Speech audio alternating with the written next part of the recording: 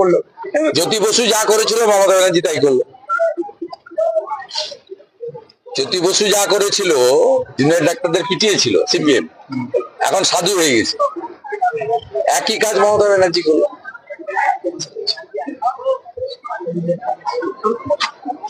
স্বৈরতন্ত্রের বহিঃপ্রকাশ আমরা নিন্দা করছি এবং জুনিয়র ডাক্তারদের বলছি আন্দোলন তীব্র করুন, তীব্র করুন, আর এই সেকু মাকু ছেড়ে রাষ্ট্রবাদীদের নিয়ে আন্দোলন করুন, আমরা আছি।